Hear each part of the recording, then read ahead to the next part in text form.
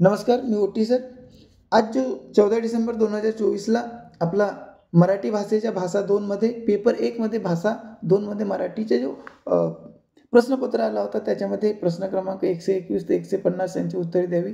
आपण काय करायचं की समजा तुमचा पेपर जर 15 तारखेला असेल तर या जे काही उतार आहे याचं स्क्रीनशॉट घ्या आणि प्रश्नांची उत्तरे समजून घ्या. आणि ज्यांनी 14 तारखेला पराक्रम केला आहे, म्हणजे आज पराक्रम केला आहे, त्यांनी भाऊ फक्त उत्तरे बघा. तर पुणे जिल्ह्यातील जुन्नर तालुका असा उताराची सुरुवात होते. आपण बघूया याची उत्तरे काय येतील. तर आता तुम्ही बघा की लेणी समूहाबद्दल लेखकाने न काढलेला उद्गार कोणता. न काढलेला उद्गार आहे या बौद्ध पंथाच्या नाहीत असं नाही आहे, तर इथं आहेत असा उत्तर, म्हणून ऑप्शन नंबर 4 याच्या काय होईल, बरोबर उत्तर होईल.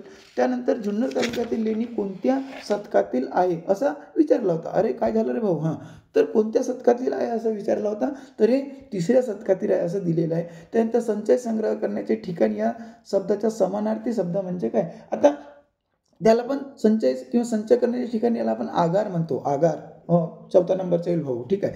त्यानंतर इतिहासकार लेणीच्या नावासाठी कोणत्या ग्रंथाचे संदर्भ देतात, तर याच्यामध्ये महाभारत या ग्रंथाचे संदर्भ देतात असं दिलेलं आहे. त्यानंतर एकवचनी अनेकवचनी शब्द जोड्यांची चुकीची जोडी शोधा म्हणते भाऊ. चुकीची जोडी, हो जी, चुकीची जोडी. तर इथं बघा खांबच होते, पण खांबे दिला आहे, ही चुकीची जोडी आहे. बाकी सर्व जोड्या बरोबर आहेत. कमानी, खाती बरोबर आहे. ठीक आहे. त्यानंतर अंबिका लेणीमध्ये लेखाला प्रथमदर्शी काय जाणवले. अरे बाप रे, काय जाणवले. तुम्ही काय लिहिलं जे तुम्ही अंबिका, तर स्वच्छता आणि शांतता. त्यांना सर्वात अगोदर काय दाखवलं, स्वच्छता आणि शांतता होती. ठीक आहे. त्यानंतर कातळ शब्दाच्या समानार्थी नसलेला, भाऊ नसलेला आहे जी, नसलेला शब्द तुम्ही काय लिहिलं, गुरुजी मी कातळ वेळ लिहिली जी, 1 नंबर केला भाऊ तू. कातळ वेळच त्याच्या बरोबर उत्तर आहे. ठीक आहे. त्यानंतर लेणीतील कोरीव कामातून कोणत्या बाबतीत माहिती मिळते. कोणत्या बाबतीत माहिती मिळते म्हणते, तर इथं ज्या भाऊनी पुरातत्व विभाग लिहिला भाऊ चुकला जी, काय पाहिजे, दानधर्म. काय येईल, दानधर्म हा याच्या बरोबर उत्तर येईल. त्यानंतर पुढला त्यानंतर दह्याची पौष्टिकता दुधा इतकी असली तरी प्रथिने दुधापेक्षा हा काय आहे. तुम्ही भाऊ 15 तारखेवाले काय करून घ्या, स्क्रीनशॉट घ्या, आडवा मोबाईल करा, पूर्ण दिसेल. याचा स्क्रीनशॉट घ्या आणि ज्यांनी पराक्रम केला आहे त्यांनी फक्त उत्तरे चेक करायची. ठीक आहे. त्यानंतर लेखाच्या मध्ये ताक सेवन केल्याने माणूस कोणत्या गोष्टीपासून अलिप्त राहतो, तर भाऊ आजारापासून अलिप्त राहतो. ठीक आहे. त्यानंतर थंडीमध्ये या शब्दातील अधोरेखित भाग म्हणजे काय, मध्ये काय जी, शब्दयोगी अव्यय आहे. मध्ये काय आहे, शब्दयोगी अव्यय आहे. त्यानंतर सर्दी खोकला असे अनेक आजार होतात, अधोरेखित शब्द अनेक काय आहे जी, अनेक अजय विशेषण सांगतो ना, विशेषण आहे, म्हणजे ऑप्शन नंबर 2 विशेषणाच्या बरोबर उत्तर येईल. त्यानंतर पुढीलपैकी सामान्य नाम नसलेला पर्याय निवडा म्हणते. सामान्य नाम नसलेला, तर मनुष्य, जीव, ताक, जंतू. भाऊ हा जो ताक आहे ना, जे विशेष नाम आहे, जी बाकी सर्व काय आहेत, सामान्य नाम आहेत, म्हणजे नसलेला ताकच आहे. ठीक आहे, म्हणजे ऑप्शन नंबर 3. त्यानंतर दह्यात आढळणाऱ्या तत्वांपैकी लेखकाने न सांगितलेला घटक कोणता घटक लेखकाने सांगितलेला नाही असं म्हटलेलं आहे, तर परिरक्षक हा लेखकाने न सांगितलेला घटक आहे.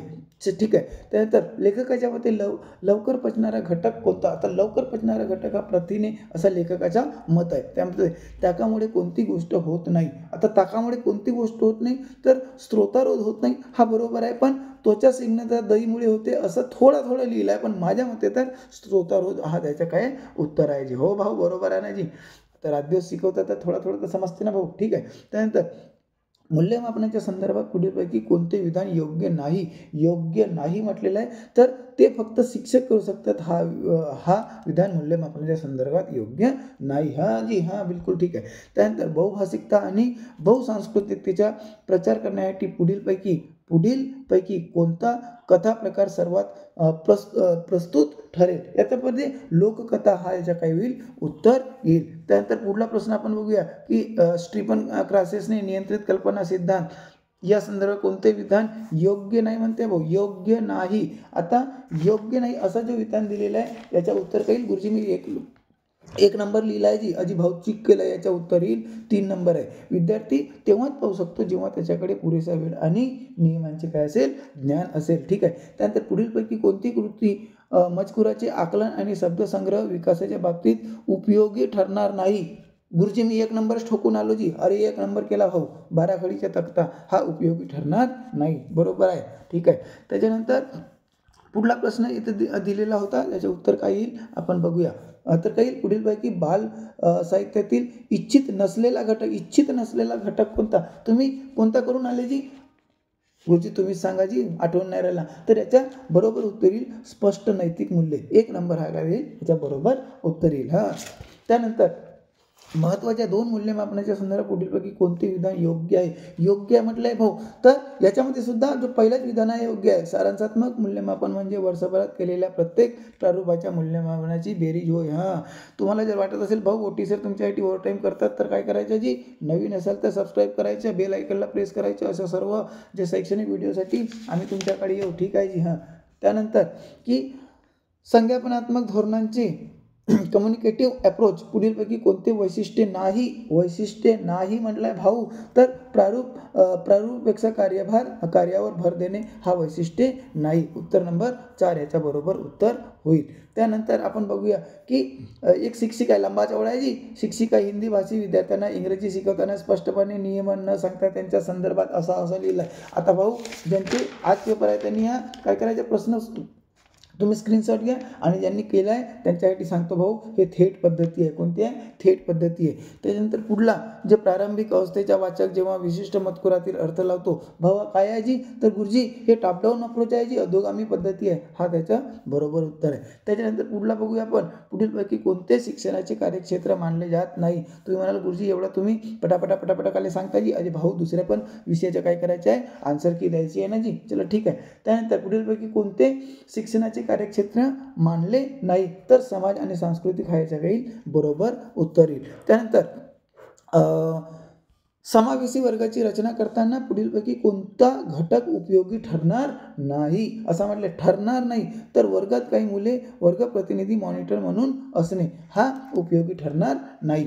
त्याच्यानंतर पुढलं आपण बघूया की पुढीलपैकी रचनात्मक मूल्यमापन म्हणजे कोणते उदाहरण नाही असं दिलेलं आहे. नाही, रचनात्मक मूल्यमापन नाही, तर सत्राच्या शेवटी सत्रांत परीक्षा घेणे हा रचनात्मक मूल्यमापनाचे उदाहरण नाही भाऊ, बाकी सर्व काय जी उदाहरण आहेत. त्यानंतर शिक्षणातील उणीवा लक्षात घेण्यासाठी चुकांचे विश्लेषण महत्त्वाचे असते. कारण काय लिहिलं जी, कारण तर चुका म्हणजे विद्यार्थ्यांची बौद्धिक कुवत आणि त्यांची शैक्षणिक अवस्था जाणून घेण्याचे साधन. हा एक पहिलाच प्रश्न काय येईल, ऑप्शन काय येईल, बरोबर येईल. त्यानंतर हा बघा भाऊ, 1 नंबर, तर हा बघा भाऊ कसा आहे, पीला बी किंवा 6ला न वाचणे किंवा